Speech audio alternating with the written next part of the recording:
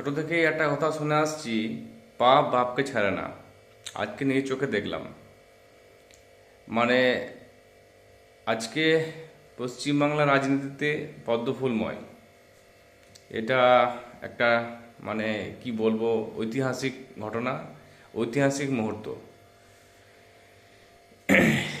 এই জয় মানে পশ্চিমবাংলার সমস্ত ভালো মানুষের পরাজয়ের জয়। মানে তৃণমূলের পাপের পাপের একটা ফল, পাপের ফল এর ফলে বিজেপির একটা জয়। মানে এখানে আমি বিজেপির খুব একটা ক্যারিজমা দেখতে পারছি না। কারণ এমন এমন বিজেপি প্রার্থী জিতেছে, যেটা শুনলে আপনি ভয় খেয়ে যাবেন। মানে বিজেপির ক্যালি থেকেও এখানে তৃণমূলের নিজের পায়ে নিজে কুড়োল মারাটা আমি বেশি দেখতে পাচ্ছি।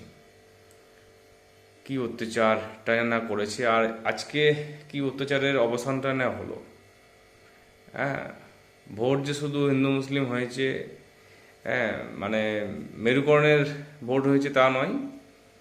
ভোট অনেক অনেক অনেক ইস্যু নিয়ে হয়েছে। তাছাড়া 200+ আসনে একটা নতুন দল আসতে পারে না, অসম্ভব। এবার তৃণমূলের যে পাপ, সে পাপগুলো একটু আলোচনা করি। অভয়ার কথা না বললে নয়।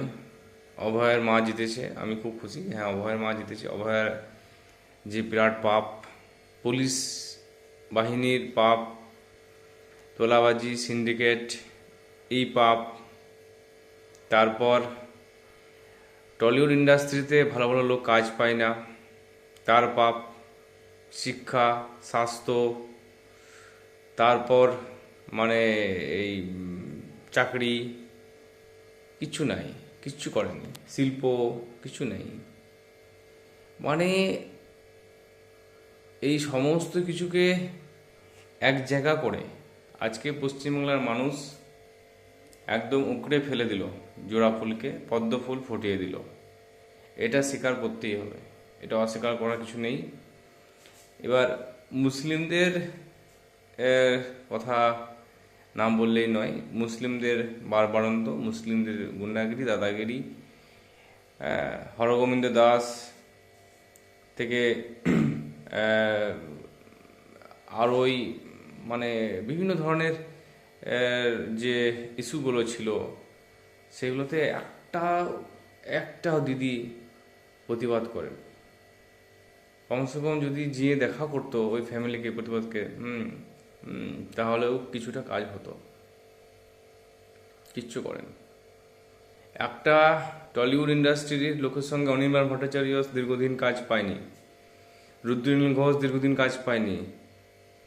তো তাদের জন্য কেউ বলার নেই, তাদের হয়ে কেউ বলেনি।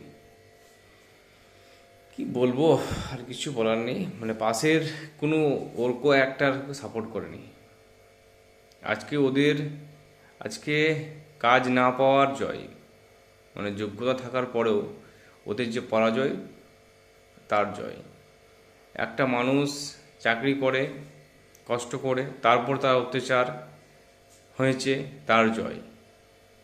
আজকে যোগ্যতারা বেকার, অযোগ্যরা চাকরি করতে দেখতে পাচ্ছে। এই যে একটা মানে কি বলবো, দীর্ঘশ্বাস, যে ব্যথা কষ্ট মনের মধ্যে, তার জয়। অনেক কিছু এক্সপ্লেন করার আছে, এটা আমি এখন আপাতত একটা ছোট্ট করে বানাচ্ছি। বলতে চাইছি যে এই জয়টা মানে বাংলার মানুষ দেখে দিয়েছে। আমরা মানে নজরুলের, রবীন্দ্রনাথের, নেতাজি সুভাষচন্দ্র মানে মানে এলাকার মানুষ, ঠিক আছে, এক কথায়।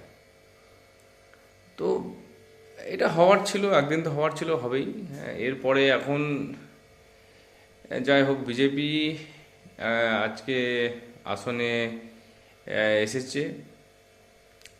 এখন ওদেরকে অনেক শুভেচ্ছা জানিয়ে আমি এটুকুই বলবো, আগামী দিনে বাংলাকে আরও উন্নতি করুন।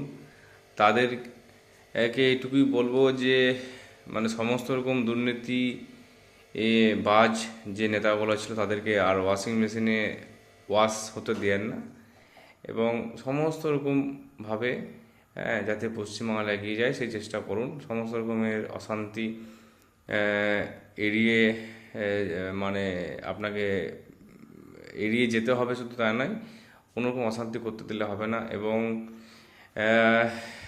কি বলবো, চাকরি, শিল্প, ব্যবসা বাণিজ্য, হসপিটাল, স্বাস্থ্য, শিক্ষা, এই সমস্তগুলো উন্নতি করুন। আগামী দিনে হিন্দু মুসলিম নির্বিশেষে সকলেই আপনাদেরকে কি করবে, দোয়া এবং আশীর্বাদ করবে। হুম, আমি নিজে একজন মুসলিম সম্প্রদায়ের ছেলে, তবুও আমি বলছি যে আমরা আজ থেকে বিজেপি সরকারের কাছ থেকে নতুন কিছু আশা করি এবং আশা করতে চাই। ঠিক আছে।